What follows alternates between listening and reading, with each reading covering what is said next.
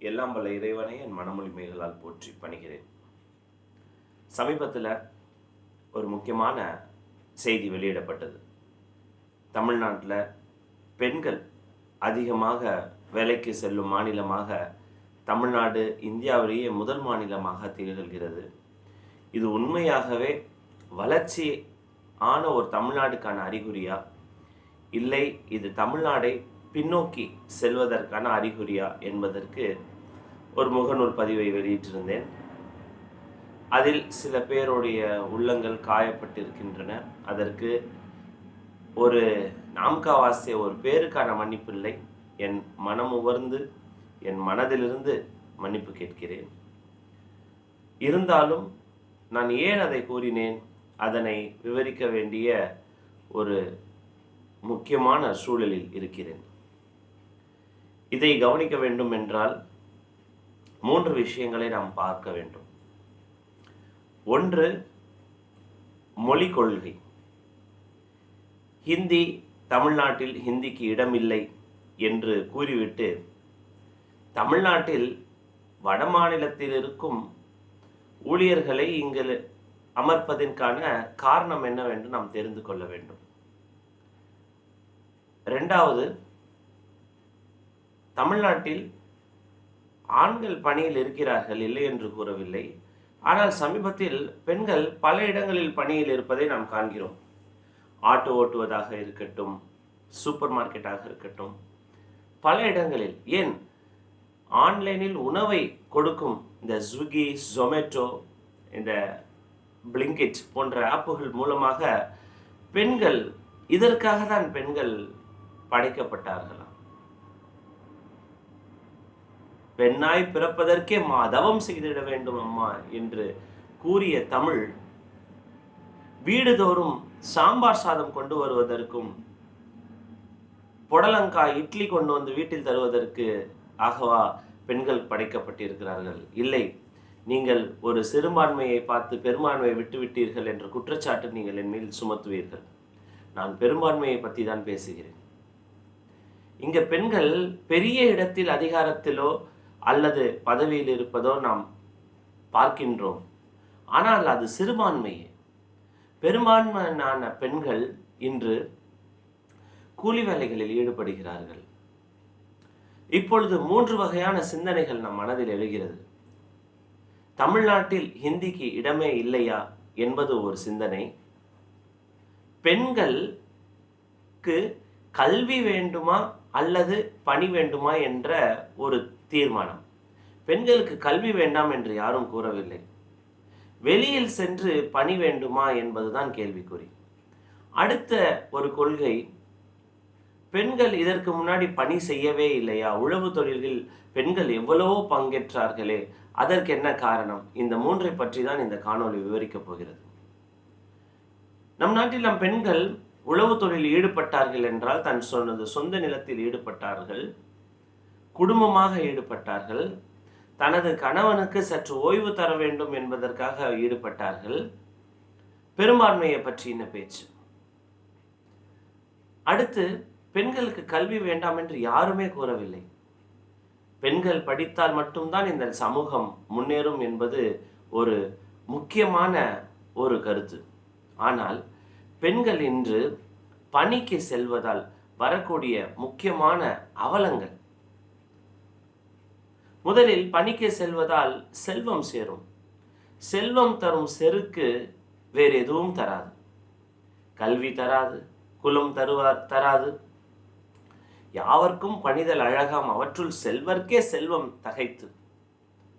இப்பொழுது நன்றாக யோசித்து பாருங்கள். ஆணும் பணிக்கு செல்கிறான், பெண்ணும் பணிக்கு செல்கிறான். 2 பேருமே சமூகத்தை கையில் எடுத்தார்கள் என்றால் இல்லறம் யார் நடத்துவார்கள்? தமிழ் எங்கள் பேச்சு, தமிழ் எங்கள் மூச்சு என்று சொன்னார்களே, தமிழ் பெண்ணுக்கான லட்சணம் என்று வள்ளுவர் எதனை கூறினார்? வளத்தக்க வாழ்வும் மனைத்தக்க மாண்பும். அதென்ன வளத்தக்க வாழ்வும் மனைத்தக்க மாண்பும்? தன்னுடைய கணவரின் சம்பாத்தியத்திற்குள் ஒரு பெண் வாழ வேண்டும் என்பது நம் வள்ளுவனுடைய கருத்து. ஒரு பெண்ணுக்கான முக்கியமான பண்பாக இது கருதப்பட்டது. இரண்டாவதாக தன்னுடைய கணவனுக்கு ஒரு நல்ல உணவை சமைத்து தர வேண்டும் என்பது தமிழ் எதிர்பார்த்தது. இன்று அதுவா நடக்கிறது? வரும்பொழுது ஈரமா வாங்கி வாருங்கள், இந்த சனி ஞாயிறு நான் சமைக்கவே போவதில்லை, இதுதான் முன்னேற்றமா? தமிழ் தமிழ் தமிழ் என்று கூறிவிட்டு தமிழ் 2 வகையான அறத்தை கூறியது. ஒன்று இல்லறம், இன்னொன்று சமூகாரம். சமூகாரம் ஏன் ஆண்களுக்கு கொடுத்தார்கள் என்றால், இயற்கையாக ஆண் வலிமையாக படைக்கப்பட்டிருக்கிறான். இதை அறிவியல் நிராகரிக்குமா? இல்லறம் பெண்ணுக்கு ஏன் தந்தகப்பட்டதென்றால், பெண் மென்மையானவள். பெண் மென்மையானவள் இல்லை என்று அறிவியல் நிராகரிக்குமா? இதை சற்று சிந்தித்து பார்க்க வேண்டும். 5 வருடங்களுக்கு முன்னாடி கொரோனா ஊசியை பற்றி நான் சொன்ன செய்தி சற்று சர்ச்சையை ஏற்பட்டாலும், ஆனால் இன்று உண்மை நிலவரம் என்னவென்று நமக்கு எல்லாருக்குமே தெரிந்ததே. ஆக நான் சொன்ன இந்த கருத்து யார் மனதையும் புண்படுத்த அல்ல. அனைவரும் சந்தோஷமாக கூடி சமமாக வாழ வேண்டும் என்பதுதான் என்னுடைய தாழ்மையான வேண்டுகோள். இது கூறுவதனால் பெண்ணுக்கு சுதந்திரம் போய்விடும், நான் ஏதோ கல்வாழ் மனிதர், நான் ஏதோ ஒரு காலத்தில் வாழ்ந்து கொண்டிருக்கிறேன், நான் என் வீட்டு பெண்களை எல்லாம் நான் வேலைக்கு அனுப்ப போவதில்லை, அவர்களை படிக்க வைக்க போவதில்லை என்று நீங்கள் சொன்ன சித்தாந்தம் எல்லாம் நான் ஏற்றுக்கொள்கிறேன், அல்லது நீங்கள் சொன்னதை நான் அவசியம் செவிசாய்க்கிறேன். ஆனால் நான் சொன்ன வந்தது அது அல்ல. பெண்கள் நன்றாக படிக்கட்டும், பெண்கள் படிக்க வேண்டும். ஒரு பெண் படித்தால் அந்த சமூகமே படிப்பதற்கான சமம். ஆனால் பெண் இல்லறம் நடத்தாமல் சமூகாரம் பேண புறப்பட்டாள் என்றால், அந்த குழந்தைகளை நாளைக்கு ஒரு பாதுகாப்பு நிலையம்தான் வளர்க்கிறது. இன்றைக்கு கூட சென்னையில் குழந்தைகள் எத்தனையோ இடத்தில் பாதுகாப்பு நிலையங்களில் தான் வளர்கிறது.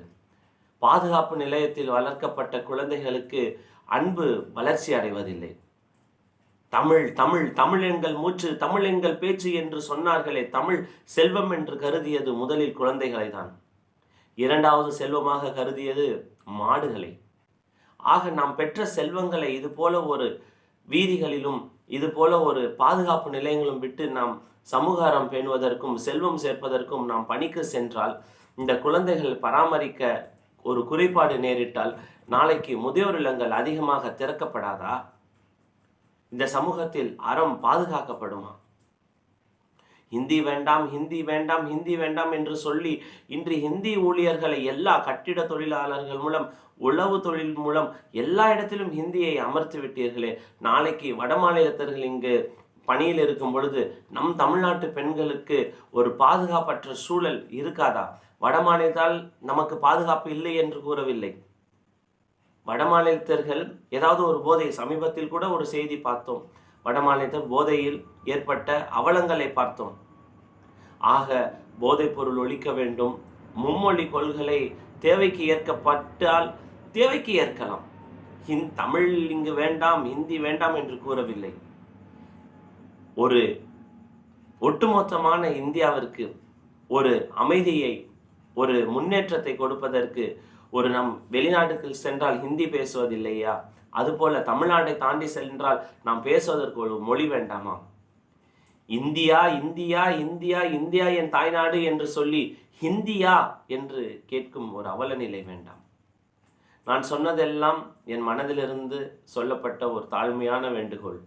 ஆக முற்றாக முடிவாக இல்லறம் பேணுவதற்கு பெண்ணும், சமூகாரம் பேணுவதற்கு ஆணும் என்று இந்த தமிழ் என்னைக்கோ முடிவு செய்தது.